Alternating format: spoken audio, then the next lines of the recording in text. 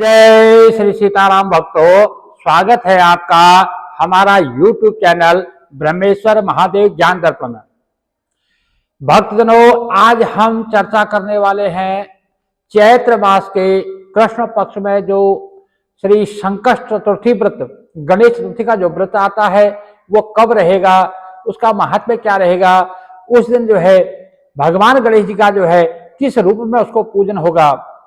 और इस जो गणेश चतुर्थी है इसको भाल गणेश चतुर्थी भी कहा जाता है, भाल संकष्ट हर चतुर्थी भी कहा जाता है। तो इसका जो है महात्म्य क्या है ये हम सब विस्तार से बताने वाले हैं, क्योंकि इस बार बहुत संशय बना हुआ है। क्योंकि गणेश चतुर्थी व्रत जो है 17 मार्च को मनाया जाए या 18 मार्च को किया जाए, इसके बारे में सारा संशय हम दूर करने वाले हैं। भक्तजनों, हम जो भी आपको प्रमाण देते हैं वो हमारे शास्त्रों से निहित होता है, शास्त्रों के आधार पर होता है, और जो हम कथा सुनाते हैं वो भी शास्त्रीय विधि से होती है। तो इसलिए अब जो है यदि वीडियो आपको अच्छी लगती है तो इसको लाइक कीजिए, ज़्यादा से ज़्यादा लोगों को शेयर कीजिएगा। यदि अभी तक आपने हमारे इस चैनल को सब्सक्राइब नहीं किया है तो हमारे चैनल जो ब्रह्मेश्वर महादेव ज्ञान दर्पण से नाम से जो हमारा चैनल है उसको सब्सक्राइब कर लीजिएगा। इसका जो आइकन का बटन है उसको दबा लीजिएगा, ताकि जो हमारी आने वाली नोटिफिकेशन हो वो सबसे पहले जो है आप तक पहुंचे। भक्तों, भगवान गणेश जी को जो है चतुर्थी तिथि जो है अति प्रिय है।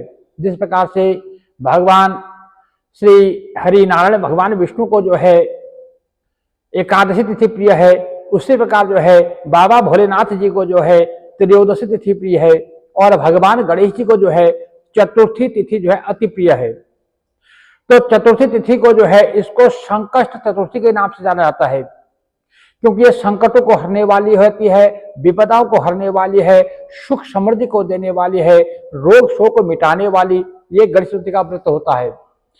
मनुष्य के पास कितना भी बड़ा कोई संकट हो, कितनी भी बड़ी कोई उलझन हो, उन सब का समाधान जो है भगवान गणेश जी जो है चुटकी बजा कर देते हैं। इस चतुर्थी का व्रत करने से, भगवान गणेश का पूजन करने से वह सारी समस्याओं का समाधान हो जाता है।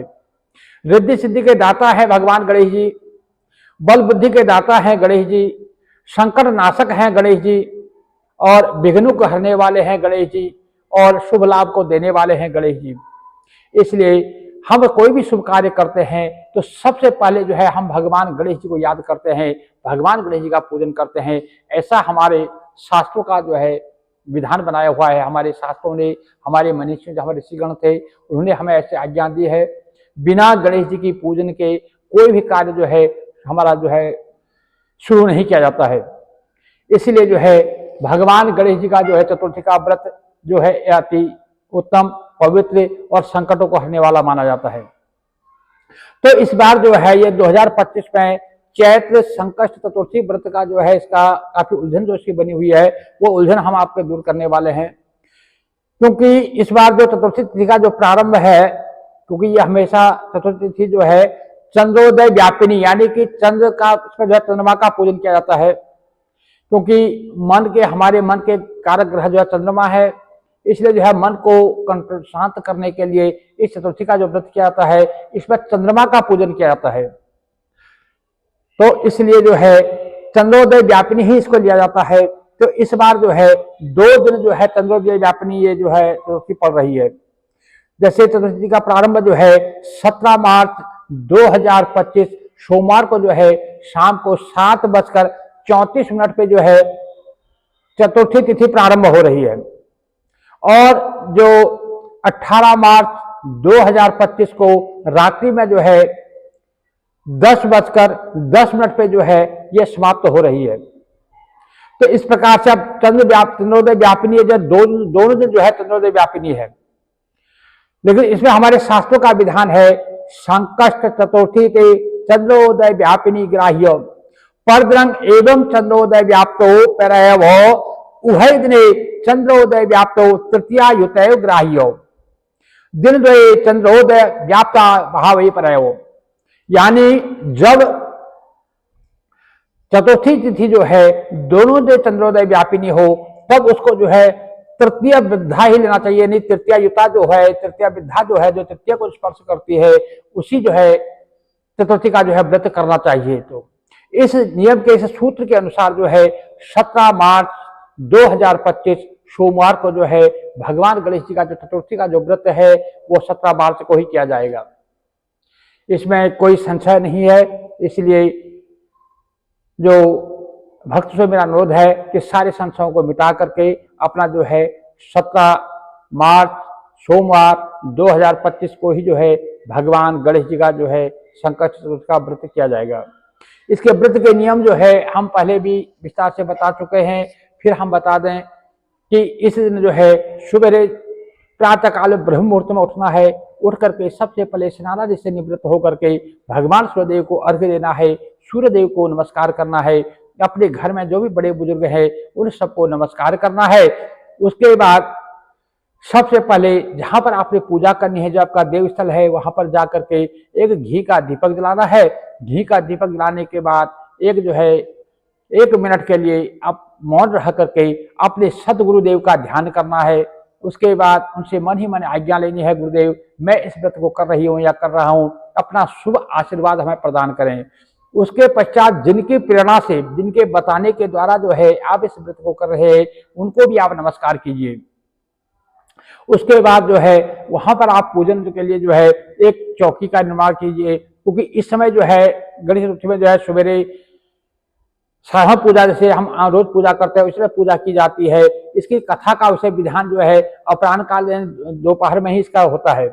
बाकी जो नौकरी पेशा लोग हैं जिनको सवेरे जो है काम पे जाना होता है, वो सवेरे भी जो है इसकी कथा को सुन सकते हैं, सवेरे भी इसके पूजन को कर सकते हैं। इसमें कोई ऐसी वो वाली बात नहीं है। तो आप जो है एक चौकी बिछाइए, चौकी पर जो है अपना पीला अथवा जो है लाल कपड़ा बिछा लीजिए।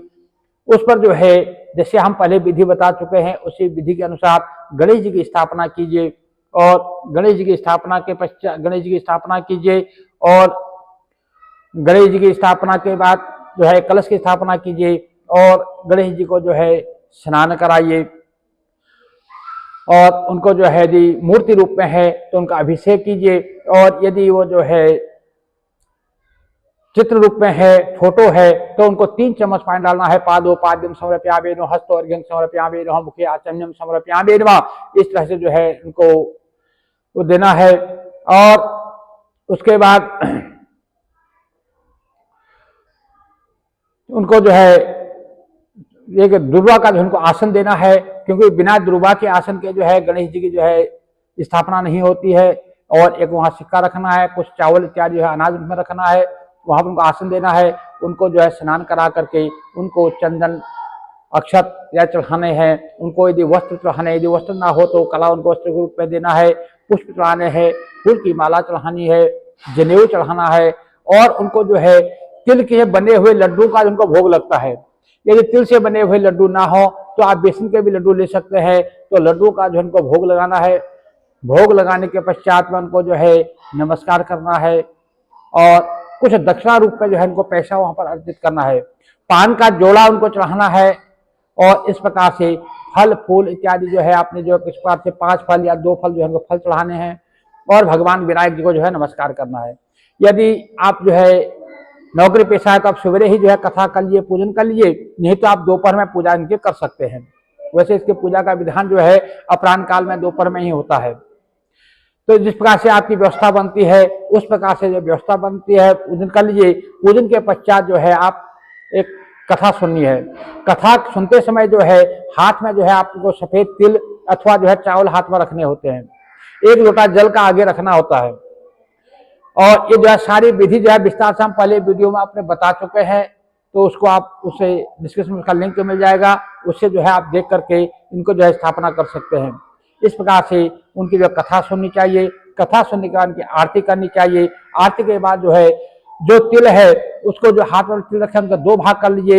एक जो है आगे जो जल का लोटा रखा है उसमें डाल दीजिए एक भाग जो है उनको बांध कर रख लीजिए, जो कि शाम को आप जब चंद्र को अर्घ्य देंगे तो उसमें उसको डालना होता है। तो इस प्रकार से जो लोटे का जल रखा है उसको भगवान सूर्यदेव को अर्घ्य दे दीजिए। उसके बाद उनको आरती इत्यादि करके कथा श्रवण की, कथा सुनने के बाद जो है अपना जैसे आप अगर दिन में कथा सुन रहे हैं तो अपने घरों को जाइए, या कोई नौकरी पेशा है तो अपने नौकरी पेशा पे जाइए। इस प्रकार से जो है सारा दिन ओम श्री गंग गणपते नमः, ओम श्री गंग गणपते नमः कहते हुए भगवान का नमस्कार कीजिए। याद रखिए, पूजन प्रारंभ करने से पहले मैं बार बार बोलता हूं, एक संकल्प जरूर लेना है। हाथ में पुष्प, अक्षत, जल और द्रव्य लेकर के एक संकल्प करना होता है। बिना संकल्प के किया हुआ कोई भी पूजन, कोई भी कार्य जो है वो पूर्ण नहीं माना जाता है। उसके बाद वो करने के पश्चात जो है शाम के समय फिर उसी प्रकार से जो है स्नान से निवृत्त होकर के जब भगवान गणेश जी का पूजन करना है, और जब चंद्र उदय हो उस समय जो है चंद्रमा का पूजन करना होता है। चंद्रमा के पूजन के विधि भी हम पहले विस्तार से बता चुके हैं कि आप जो है थाली लीजिए, कांसे की अथवा पीतल की एक थाली लीजिए, उसमें जल भरिए, जल में जो है चंद्रमा की परछाई देखिए, उस परछाई को जो है दुग्ध मिश्र जो है उससे जो है उनको सोम सोमाय नमः, सोम सोमाय न करके चंद्रमा को जो है अर्घ्य दीजिए, उनको तिलक चढ़ाइए, उनको गंध अक्षत पुष्प नैवेद्य उनको चढ़ाइए। इस प्रकार से उनकी आरती करके जो भी आपकी मन में कामना है उस कामना के निमित्त जो है आप जो है भगवान की उनके आगे रखिए, क्योंकि हमारे मन के कारक ग्रह जो है वो चंद्रमा होते हैं। तो जिन लोगों का मन जो है अशांत रहता है, मन चंचल रहता है, पढ़ाई लिखाई में मन नहीं लगता है, जो पढ़ते हैं उनको याद नहीं रहता है, तो उनको जो है इस गणेश चतुर्थी का व्रत करना चाहिए। भगवान गणेश जी को जो है दुर्वा चढ़ानी चाहिए, क्योंकि इस दिन जो है जो व्रत नहीं भी कर पा रहे हैं उनको भी जो है इसके नियमों का पालन करना चाहिए, तो उनको भी वही फल प्राप्त होता है। तो इस प्रकार से भक्तजनों, आप जो है सभी लोग जो भगवान गणेश जी का जो है पूजन करेंगे, और उसके पश्चात जैसे शाम को जो पूजन किया, पूजन करने के पश्चात में अपने जो प्रसाद है उस प्रसाद को अपने बच्चों में वितरित कीजिए। पारणा करने से पहले जो है ब्राह्मण भोजन कराने का विधान है। यदि रात्रि में ब्राह्मण भोजन की जो है साधना नहीं बन पा रही है, तो अब जो है ब्राह्मण भोजन की व्यवस्था रात को नहीं बन पा रही है, तो सूखा अनाज इत्यादि निकाल करके उसमें कुछ द्रव्य रख करके एक संकल्प कर लीजिए, और प्रातः काल को जो है उसको अपने गुरुदेव के यहाँ उसको पहुंचा दिए। अपने ब्राह्मण जो है आपके पास या गुरु पुरोहित है या कोई पूजा स्थल में या कोई धर्म स्थल में जो है उनको जो है दान में दे दीजिए। इसका ब्राह्मण भोजन की जो है बिना कोई भी जो है पूर्ण फल नहीं मिलता है। भक्तों, इस प्रकार से जो है इस बार जो दिल्ली के समय के हिसाब से रात्रि में जो चंद्र उदय का जो समय रहेगा वो रहेगा 9:14 के बाद जो है चंद्र उदय होंगे। इस प्रकार से आप अपने अपने स्वरूप के हिसाब से उसकी व्यवस्था देख लीजिएगा। तो जहां अपने सर में 10-5 मिनट का जो है जो भी अंतर आता है उसके हिसाब देख लीजिएगा। दिल्ली के हिसाब से 9:14 के बाद जो है चंद्रोदय होगा, उसके हिसाब से जो है आप चंद्रमा का पूजन कर लीजिएगा। भक्तों, भगवान गणेश जी जो है आप सभी भक्तों जो है अपना शुभ आशीर्वाद प्रदान करें और आपकी मनोकामना पूर्ण हो। जय जय श्री सीताराम भक्तों।